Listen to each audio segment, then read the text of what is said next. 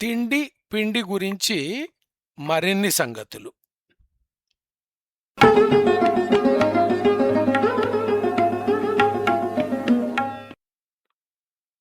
1688లో లండన్‌లోని రాయల్ సొసైటీలో ఒక సమావేశం జరిగింది. అక్కడ ఎడ్మండ్ హేలీ ఒక చిత్రమైన విషయాన్ని అందరి ముందు ప్రకటించినడు. చెల్సీ అనే చోట తోట ఉంది. మామూలుగానే అక్కడ ఒక తోటమాలి ఉన్నాడు. అతను అందరిలాంటి వాడు కాదు. అనవసరంగా అన్ని విషయాలను పరిశీలిస్తుంటాడు. ఈ కాలం పద్ధతిలో చెప్పాలంటే సైన్సు చూపు గలవాడు. పెద్ద మాటల్లో చెప్పాలంటే వైజ్ఞానిక దృక్పథం గలవాడు. ఆ తోటమాలి హేలీకి ఒక సంగతి చెప్పినాడు. ఎండ తగలకుండా పెట్టిన మొక్కలు కొంతకాలానికి పాలిపోతాయి. పారిపోతాయి కాదు, పాలి తెలగైపోతాయి అన్నాడు అతను. కొంతకాలానికి అవి వాడి చచ్చిపోతాయి అని కూడా చెప్పినాడు. ఈ సంగతులు అతను ఊహించి చెప్పలేదు. సైన్స్కు ఆధారమైన పరిశీలన ప్రయోగాల ఆధారంగా ఆ సంగతులను అతను చెప్పగలిగినాడు. హేలీ అంతకన్నా కొంచెం ఎక్కువ సైన్స్ దృష్టితో ఆలోచించే మనిషి. అప్పటికే ఎన్నో సంగతులను గమనించి అందరికీ చెప్పినాడు.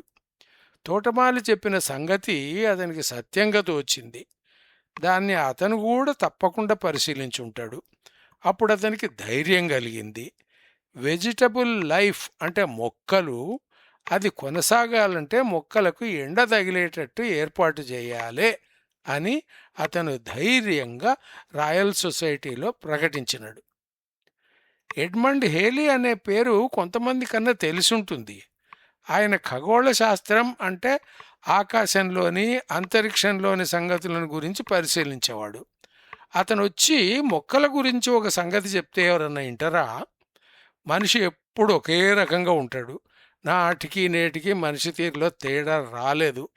కొత్త సంగతి చెప్పిన వారి మీద విడుచుకుపడేది, కాదుపొమ్మనేది మనిషికి అలవాటు. తర్వాత అనుమానించేది మనిషి స్వభావంలో భాగం. అంతేగాని తాము విన్నది నిజమై ఉండొచ్చు అన్న భావన చాలా తక్కువ మందికి కలుగుతుంది. ఎడ్మండ్ హేలీ అంటే సైన్స్ రుచి అప్పటికే అనుభవించిన మనిషి. కొత్తగా ఆ రుచిని అనుభవించిన తోటమాలి ఆలోచనలను అతను సులభంగా అందుకోగలిగినాడు. అందరూ అంత సులభంగా ఆ సంగతులను అందుకునేది నాటికి నేటికి అనుమానంగానే ఉంటుంది. అందులో ఆశ్చర్యం లేదు. తెలిసిన 6 రుచులకు జతగా ఉమామి అనే మరొక రుచి వచ్చి ఉందని, అది ఇంచుమించుగా వగరు వంటిదని కొన్ని సంవత్సరాలుగా పరిశోధకులు చెప్తున్నారు. కానీ ఇప్పటికీ ఈ సంగతి ప్రజల్లోకి రాలేదు. నిజంగా ఉన్న ఒక రుచి పరిస్థితి ఈ రకంగా ఉంటే కేవలం ఆలోచనలలో అనుభవించవలసిన సైన్స్ రుచి అంత సులభంగా అందుతుందా? అందదు అని వేరుగా చెప్పాలనా? సైన్స్లో నాటికి నేటికి అడుగడుగున ఎదురయ్యే అనుమానాలను గురించి మనం సానుభూతితో తెలుసుకోవాలి. అనుమానం రకరకాలుగా ఉండవచ్చు. అవునేమో అనుకోవడం ఒక రకమైతే, కాదేమో అనడం బలంగల మరో రకం. మానవునికి అలవాటు ప్రకారం ఏ సంగతి చెప్పినా ముందు వ్యతిరేకించాలే, అదొక సరదా. అందుట్లో వారికి బహుశా ఒక రకమైన రుచి దొరకొచ్చు. కానీ అవునేమో అనుకుని అందిన సమాచారాన్ని విశ్లేషించేందుకు పూనుకుంటే మరొక రకమైన రుచి దొరుకుతుంది. విజ్ఞాన విషయాలకు సంబంధించి ఆలోచిస్తే సైన్స్ రుచి దొరుకుతుంది. జొనాథన్ స్విఫ్ట్ అనే రచయిత గురించి చాలామందికి తెలియకపోవచ్చు. గలివర్ అన్న పేరు మాత్రం చాలామంది వినే ఉంటారు. ఆ పాత్రను సృష్టించింది ఈ రచయితనే. ఆ పాత్ర ద్వారా అతను ఎన్నో వింత విషయాలను మనుషుల అవగాహనకు తెచ్చే ప్రయత్నం చేసినాడు. ఇప్పుడు ఆయన ప్రసక్తి రావడానికి కొంత కారణం ఉంది. జొనాథన్ స్విఫ్ట్ కొంచెంగా సైన్స్ రుచి తెలిసిన మనిషిలాగా ఉన్నాడు.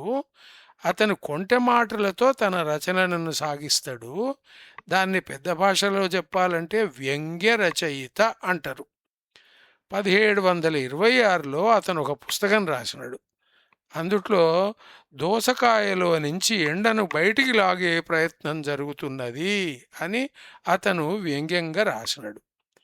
అతను రాసినది చమత్కారం అనే సరదా కోసం మాత్రమే అయినా దోసకాయలు ఎండ ఆధారంగా పెరిగినయి కనుక వాటిలో ఎండ ఉంటుంది అన్న సైన్స్ అవగాహన అక్కడ వెనుక నుంచి తొంగి చూస్తూ ఉండడం మనం అర్థం చేసుకోవాలి. సైన్స్ రుచి అట్లా ఉంటుంది. ఆ తర్వాత మరో 50 సంవత్సరాలకు వియన్నాలోని ఒక వైద్యుడు కొన్ని ప్రయోగాలు చేసినాడు. ఆ కాలంలో వైద్యుడు అంటే వైద్యుడిగానే మిగిలేవాడు కాదు. వైద్యులంటే తెలివిగలవారు కనుక వారు ఏమైనా చేస్తారు.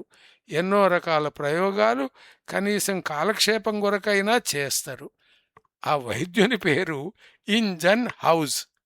వాళ్ళ అమ్మా నాన్నలు వంశంలో వాళ్ళు సైన్స్ రుచి బాగా తెలిసినవారు అన్న సంగతి మనకు సులభంగానే అర్థమవుతుంది కదా. అది ఇంటి పేరు. ఇక ఆ మనిషికి పెట్టిన పేరు జాన్. జాన్ కాదు, జాన్. అందరికీ తెలిసిన 4 అక్షరాల జేఓహెచ్ఎన్ కాదు. జనవరి నెలకు మొదటి 3 అక్షరాలతో మాత్రమే ముద్దుగా పెట్టుకునే పేరు జాన్. ఈ మొదటి నెల పేరు గల డాక్టర్ గారు తన పరిశోధన ఫలితాలను 1779లో ప్రకటించినాడు. అందులో అతను మొక్కల పెరుగుదలకు వెలుతురు ప్రాముఖ్యాన్ని అనుమానం లేకుండా ప్రకటించినాడు. అంతేకాకుండా ఎండవేడిమిలో మొక్కలు ఒక విషవాయువును పీల్చుకుంటాయి, మనకు ఎంతో ఉపకరించే మరొక వాయువును బయటకు వదులుతాయి అని కూడా తాను గమనించినట్టు ప్రకటించినాడు. ఇవాళ ఈ సంగతి చిన్నపిల్లలు కూడా చెప్పగలుగుతారు. రాత్రిపూట ఈ వ్యవహారం కొంతవరకు తలకిందులవుతుంది అన్న సంగతి చాలామందికి తెలిసి ఉండకపోవచ్చు. మొక్కలు కార్బన్ డయాక్సైడ్ అనే వాయువును పీల్చుకుంటాయి, ఆక్సిజన్ లేదా ప్రాణవాయువు అనే వాయువును బయటికి వదులుతాయి. అది మిగతా జీవులకు ప్రాణం పోస్తుంది. ఈ రకంగా చూస్తే ఇంజన్ హౌస్ అనే ఈ వైద్యుడు ఈ ప్రపంచం మనుగడకు కారణమైన రసాయనిక చర్యను కనుగొన్న గొప్ప పరిశోధకుడుగా మన ముందు నిలిచినాడు అని అర్థం. తన పని తాను చేసుకొని చప్పుడు కాకుండా ఈ డాక్టర్ పండుకొని ఉంటే కిరణజన్య సంయోగక్రియ అనే ఫోటోసింథసిస్ అనే తిండి పిండి పదార్థం తయారయ్యే పద్ధతి గురించి తెలిసేందుకు మరికొంత కాలం బట్టి ఉండేదేమో. ఆ తరువాత నెమ్మదిగా మొక్కలు పిండి పదార్థం తయారు చేసే కార్యక్రమం గురించి అర్థం చేసుకున్నారు. కర్బన ద్విఆమ్లజనితము అని మాకు చిన్నప్పట్లో చెప్పిన కార్బన్ డైఆక్సైడ్ను వాతావరణం నుంచి గ్రహించి మొక్కలు సూర్యరశ్మి ఆధారంగా చక్కెర పదార్థాలను తయారు చేస్తాయి. ఇందులో నీటికి కూడా ప్రధానమైన పాత్ర ఉంది. చక్కెర అనగానే మనకు చెరుకు నుంచి తయారు చేసిన చక్కెర ఒక్కటే గుర్తుకొస్తుంది. చాలా చోట్ల బీట్ దుంపల నుంచి కూడా చక్కెర తయారు చేస్తారు. ఆ సంగతి మన వాళ్ళకి ఎక్కువగా తెలియదు. ఈ చక్కెర ఒక రకం, దాన్ని సుక్రోజ్ అంటారు. ఇది చాలామందికి తెలియదు. గ్లూకోజ్ అన్నమాట మాత్రం చాలామందికి తెలిసే ఉంటుంది. ఈ గ్లూకోజ్ ఆధారంగానే మనకు తెలిసిన పిండి పదార్థాలన్నీ తయారవుతాయి. మొక్కలలో ఆకులలో కూడా స్టార్చ్ అనే పిండి పదార్థం తయారవుతుంది. అందరికీ తెలియవలసిన విషయాలు కొన్ని ఎవరికీ పట్టకుండా ఉండిపోతే జీవితంలో కొంత రుచి కోల్పోయినట్టు లెక్క. కానీ అదే పనిగా ఆ విషయాలనే పట్టించుకుంటే మరికొన్ని రకాల రుచులు దూరం అవుతాయి.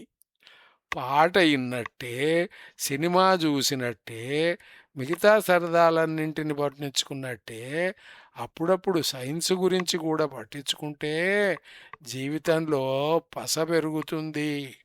ఆసక్తికరమైన అంశాలను ఆధారంగా సైన్స్ రుచిని పెంచుకోవాలి, దాన్ని అందరితోటి పంచుకోవాలి.